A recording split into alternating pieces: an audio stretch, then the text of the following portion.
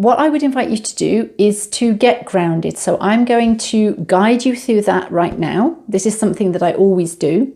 And it's a great way to actually maybe disconnect from the day we've had and to get into a space where we're open to learning more and to just being with ourselves. So get comfy, close your eyes. And I invite you to say these words out loud. So I'm going to speak relatively slowly so that you can repeat them after me. So I anchor my feet in the ground, in Mother Earth, in Gaia. Grounding, grounding, grounding. I feel roots growing beneath my feet. That go down, that go down, that go down to the center of the earth.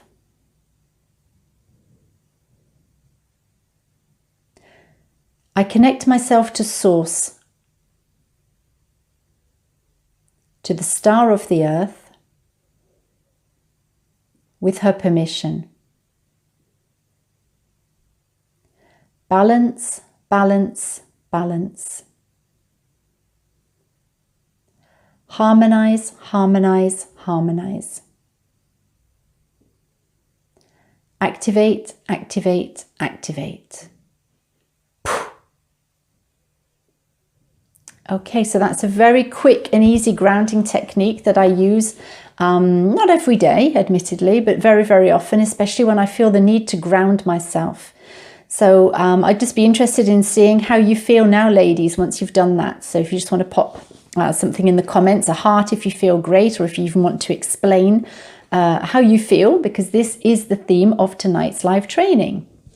I am going to be talking to you about expressing our feelings, some of the reasons why we find it hard to express our true feelings, some of the advantages of certain feelings, the different types of feelings, and then what we can do to actually express ourselves. Okay, so Sarah says a lovely calming exercise. Brilliant. Okay. And Helen too, you're feeling very calm. That's lovely, ladies. That was obviously what I was expecting. So brilliant. Thank you so much.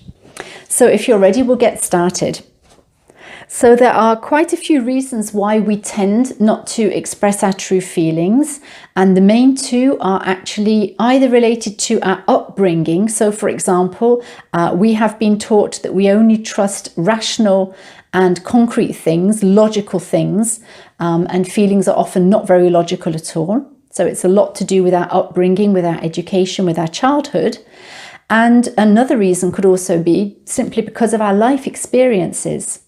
Maybe because in the past we have actually opened up, or at least tried to open up to express our true feelings, and either we were misunderstood, and that then led to a feeling of judgment or rejection, for example, or we felt that we were not heard, as we would have liked to have been heard.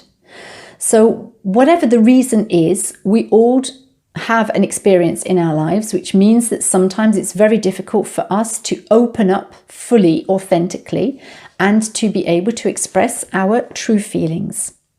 So what happens to the majority of us, at least? One of two things. Either we tend to minimize our feelings. So basically whatever we feel, we tend to just push them down, or to just say, oh yeah, well, it's nothing and I'll get over it, for example. Or we will actually go a step further than that and really disconnect from our feelings. So we'll push them aside, we'll ignore them in the hope that they will go away. Now, I am obviously a coach, but I'm also an EFT practitioner. And one of the things that I notice when I have clients for EFT sessions is that very, very often there are a lot of feelings, emotions that have been ignored and pushed down. And it's a little bit like, just pushing them down and down and down until there's no more space, there's no more room for them. And then either we implode, which means that we can then fall ill for various reasons, or we'll explode and there'll be a lot of anger, for example, that will then come out. And neither of those situations are what we would like. You know, we really need to be able to express our true feelings. So I'm going to give you some examples of situations where it's difficult for us to maybe express our true feelings. I'm sure that you could relate to at least one of these. So maybe you feel unloved by your partner or your family simply because you put yourself first for once. So in this group especially, we're sensitive and empathic people. So very, very often we tend to put everybody else's needs and wants before our own. So it takes a lot of courage in the first place to actually put ourselves first. But if we do that and then we feel that we're unloved by our family or our partner or our friends or whoever because we did that, it's going to make us feel even worse. We might also feel judged, for example, in a work context by our colleagues or our boss. When we speak up about our needs, for example, if we have a child who's ill and we need to leave early, either to go and pick him up from school or to take him to the doctor, for example, we may actually feel judged by our colleagues and or our boss because we need to do that. So we're actually expressing what we need here more than our feelings, but then the feeling is that we are judged for doing that. Another thing that is very, very common, it was common in my life, but also I see this very often with the people who come to me for coaching, is that we're made to feel guilty in our relationships and maybe even threatened. And so we're scared of losing our job or our partner or our family if we take it to the extreme. So these are just some examples of how we can either minimize our feelings or totally disconnect from them because the idea of being unloved, being judged, being guilty, feeling threatened is too important. And so we would rather just minimize or, as I said, disconnect from our feelings. So I'm just going to ask you a question right now. And I ask you, or I invite you, to note this down if you want on your paper or in your book, whatever you've got. So what would your life be like if you could connect to your feelings and learn to trust and express them? So just take a minute to think about the answer to that question. So imagine that you could connect to your feelings and trust and express them. What would your life be like? How would things be different?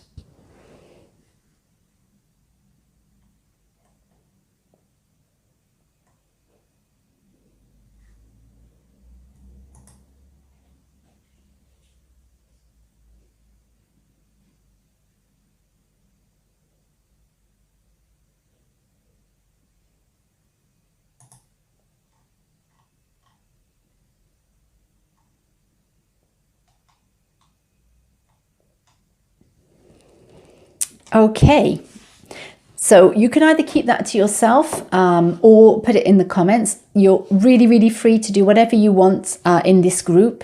Sometimes it helps us when we share how we feel or we share what's coming up, and other times we just want to keep it to ourselves. But that's the first question anyway that I would like you to think about. So as I said before, there are actually 3 types of feelings that we can have. So we have feelings when our needs are unmet. We have feelings when our needs are met. And then we have different feelings when it's either an interpretation or a judgment of what others did or said. So I think it's really important to be able to distinguish, first of all, between those 3 different types of feeling. And I'm going to give you now some examples of feelings that we can have. So when our needs are met, we could feel maybe calm, happy, at peace, confident, proud, encouraged, for example. Those are all obviously what a lot of people would tend to call positive feelings. I'm not actually a fan of positive and negative feelings. I actually just prefer to say that they are maybe feelings that allow us to be in a better space than others. And here are some of the feelings that we would probably have when our needs aren't met. So we could feel cross, we could feel anxious, hurt maybe, sad, shocked or uncomfortable. So it's just to give you an indication of how we would feel, obviously, when our needs are met or not met. And other feelings that we will have, and often these are the feelings that come up a lot when I'm talking in either a one-to-one context or in a group context. A lot of people share the following feelings, which are actually neither to do with needs being met or unmet, but it's more to do with the interpretation or the judgment of what other people said or did.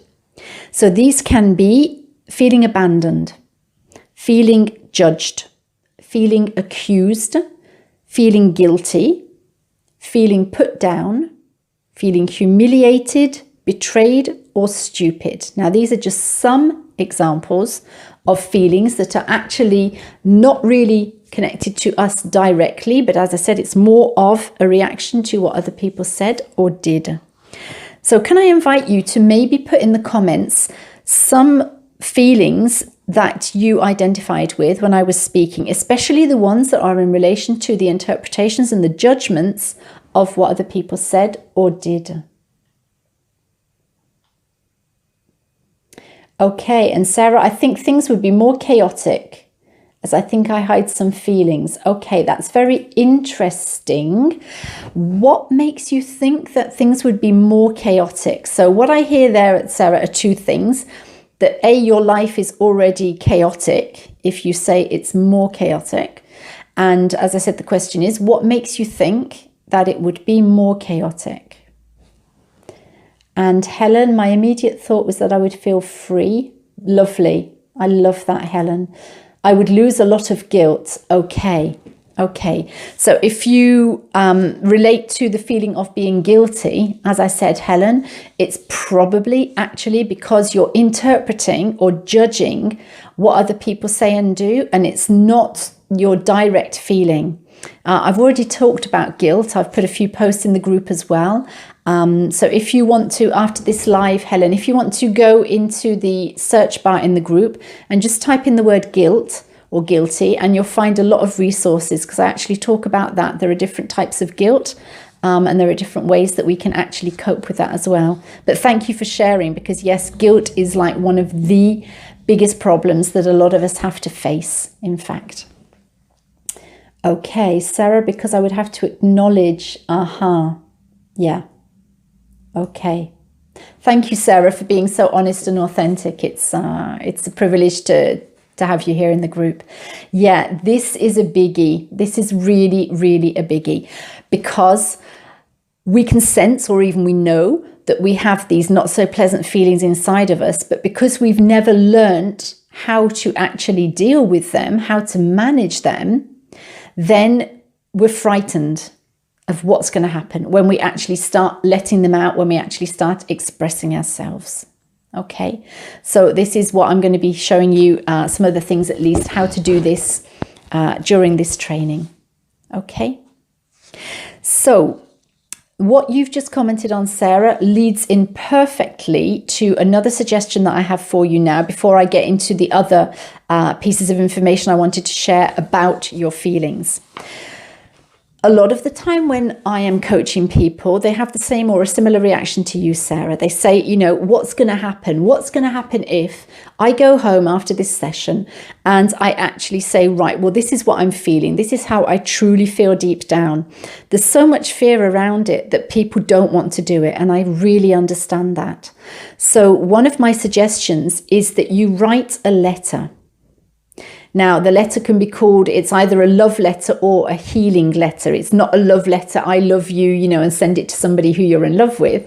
But it's to actually be able to express all of your feelings and your emotions. And basically what you do is you start off with writing about all of the not so pleasant feelings. So you can take a piece of paper and you begin with expressing that. So let's take the example of guilt, okay? So I feel guilty because or when, and you just keep writing and writing and writing. And it enables you to start actually acknowledging all of the not so pleasant feelings that you have. And once you have finished with one of those feelings, then you move on to the other feeling. And you do this again. So let's say we have guilt and then we maybe have anger. And so then you start writing about all of the anger that you've had. And you do this until you've come to the end of the anger, or at least everything that you feel while you're writing. And the aim of this healing letter or this love letter is to actually start with all of the not so pleasant feelings, and then by the end of the letter you have actually released so much. As Helen said, you feel so much freer and you've let go of so many unpleasant feelings that you're actually in a calmer space, you're actually in a much more peaceful space. And so the idea is that you actually finish the letter by expressing your gratitude for either the people who are involved with those unpleasant feelings or the situations. Okay, and so this is why I highly recommend it, because we are acknowledging our feelings for the first time maybe in our lives, and that we end up by talking about gratitude, which, as you know, is something that is very, very important to me, and that's why I'm running the gratitude growth and gratitude experience this month. So if you would like to do that, I highly recommend it. It works wonders. That's the beginning. That's the beginning.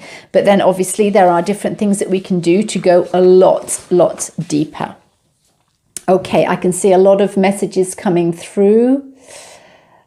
Okay. Oh no, Sarah DuPont, she's kept checking. It's only just appeared and it's frozen. Oh no. Okay. Tried again, but frozen. I'm obviously not supposed to watch it right now. I'll see you later. Okay, yes, these things happen. They really do. Unfortunately, there are signs from the universe which show us that either we should be in a certain space and place or not. So Sarah's obviously listening to those signs right now. Okay, what do I have? Sarah, I like that idea. Thank you. Yes, honestly, it really works. Do you do every feeling or just the unpleasant ones? You can do every feeling, but you start with the unpleasant ones. Okay, so a lot of my coaching work, we actually start with what is unpleasant, what is uncomfortable, and we work through that, and then we really build on the positivity that can come out of it. Okay, I'm a great believer because this is work that I've done on myself. Everything that I now offer in my coaching is work that I've done on myself, and I know it gets the results. Okay, otherwise I wouldn't be offering this to anybody. So in my opinion, just sort of putting on, what could we say? Maybe just putting like a plaster over something, okay? Like if you've cut yourself and it hurts, okay, well, I'll cleanse it and I'll just put a little plaster on it. It doesn't necessarily get to the root of what was actually causing you the pain. So as frightening maybe as it might sound, it really works when we get to the bottom of something. I guide you through that. It's in a very loving, caring way. We get to the bottom of something, or at least we go as far as you are willing to go at that time. And then we look at the resources that you have and we build on that, and we transform everything into something that's much more pleasant and much more positive. Okay, so I hope that answers your question, Sarah. Obviously, if it doesn't, let me know. And if you have any more, just pop them in. Okay, so talking about these feelings, as I said, I don't like positive and negative, because in fact we can actually have some advantages with what some people perceive to be negative feelings. So let me just give you a few. I've chosen 3 very common unpleasant feelings. So we have anger, anxiety, and disappointment. Anger will show us actually what we're passionate about. If we get so uptight or if we just don't know how to express ourselves and we feel so much anger, then it's actually showing us, hey, you know what? This is really important for me. Otherwise, I wouldn't be getting so angry about it. Or it's showing us where our boundaries either lie or our boundaries haven't been respected. Or it can actually also be showing us what we believe needs to be changed either in our life or in the world. So there is an advantage to feeling anger. Same with disappointment and anxiety. When we feel anxiety, it's a sign to tell us, hang on a minute, you know, you're thinking about the future, you're far too ahead of yourselves, come back to the present moment. And whenever we come back to the present moment, whenever we ground ourselves, for example, as well, it makes us feel better. It doesn't necessarily make the situation go away, but at least it helps calm the anxiety and bring us back to the present moment.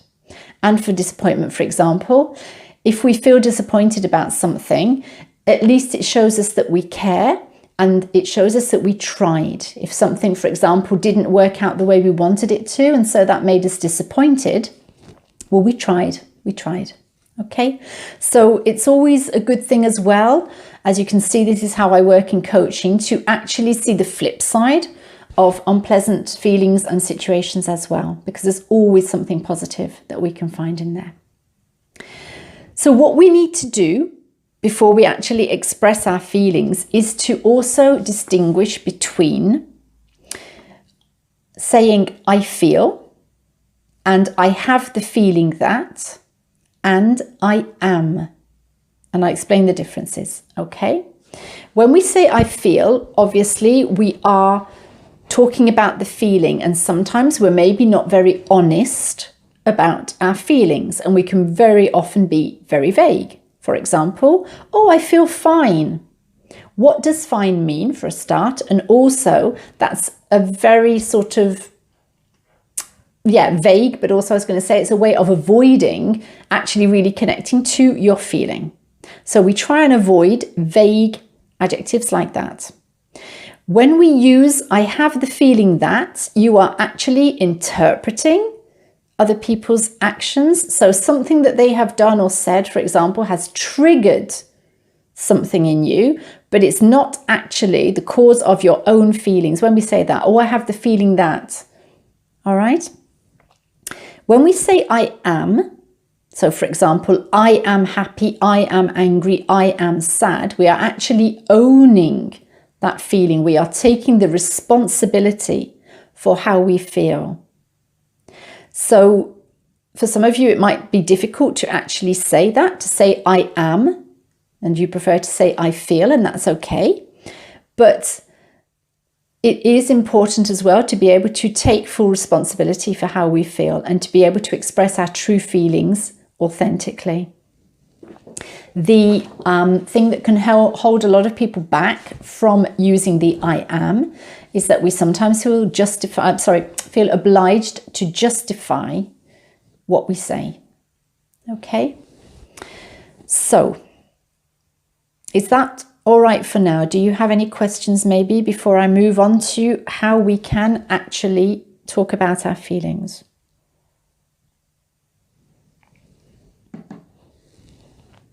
So let me just check. It seems to have frozen as well on my side. Okay.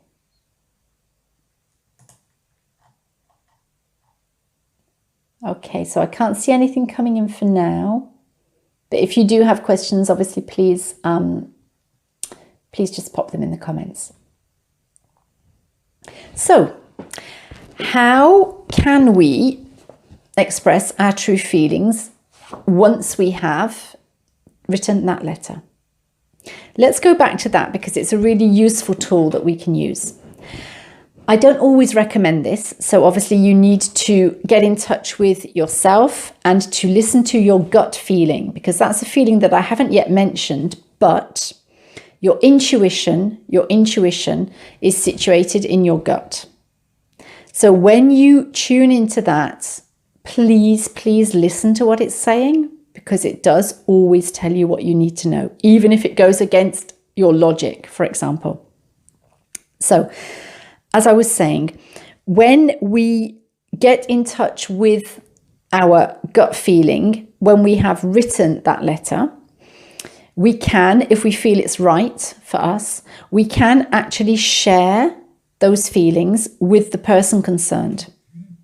Now, why I say that is because once we have actually written down all of our feelings, unpleasant and more pleasant, we've actually sort of in a way distanced ourselves from them as well. We can see them written down, and we can see if what we have written down is going to be okay to share or not. Let me give you an example.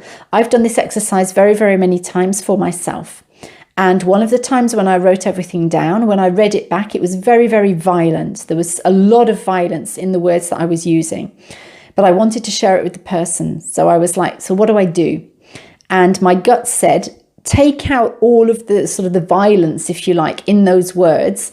Don't remove your feelings, but just tone it down and then share. And that's what I did. And I was very, very pleasantly surprised having done that.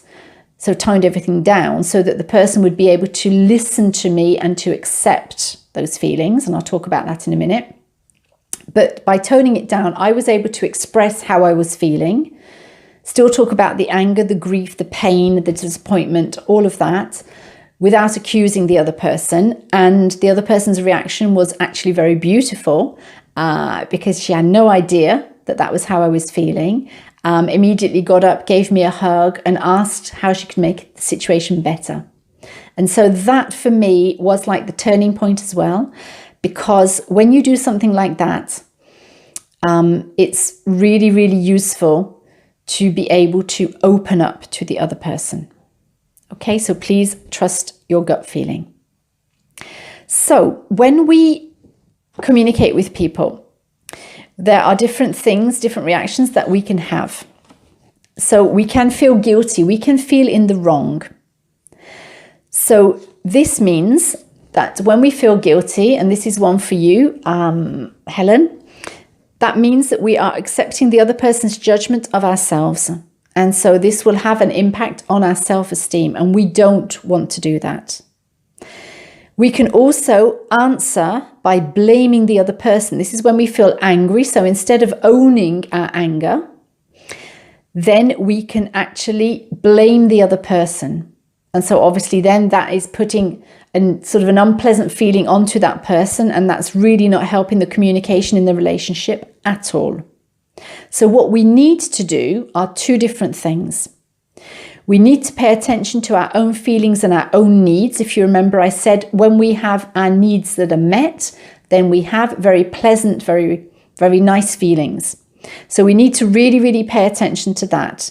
And so what I suggest you do is to follow the following model. So you are going to say when, and you will describe the situation. I feel, and you will tell them how you feel. But you will actually also add, because I need. Okay, so there you are just talking about the facts. You are just talking about the situation. You are expressing your feelings, your true feelings, and you are also communicating your needs. Okay, and that really, really changes everything in the relationship. Believe me, I've done this very many times before, and this is something I've recommended other people do, and they've always come back to me saying that that actually opened up the doorway to much more balanced, much more healthy communication. What we can also do in that situation is to then direct our attention to the other person's feelings and needs. And so we will ask them how they then feel in relation to what we've just shared with them.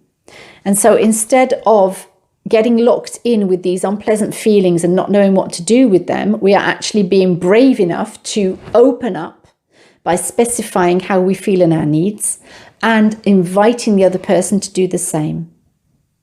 And that causes, or that creates, it doesn't cause, it creates a beautiful positive shift in communication and in our relationships. So I saw that Helen said, yeah, you lost for a moment, it all crashed. I know, Helen. I'm going to be telling you in a minute what's happening with the energies, okay? Because, yeah, there's something happening with the energies. So let me give you a few examples as well of how, in fact, either we can say things that we don't necessarily mean, or how other people can say things that they don't necessarily mean. So when we have, you never listen to me. Actually, what the person is saying, so it could be us or it could be the other person, but what they are saying is, I don't feel heard, and I want or I need you to listen to me. Okay, they're saying it in an accusing way, a blaming way, but that's not actually what they mean.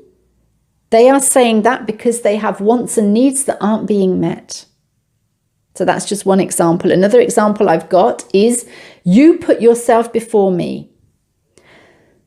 So that makes me feel like I don't count, for example, in your life.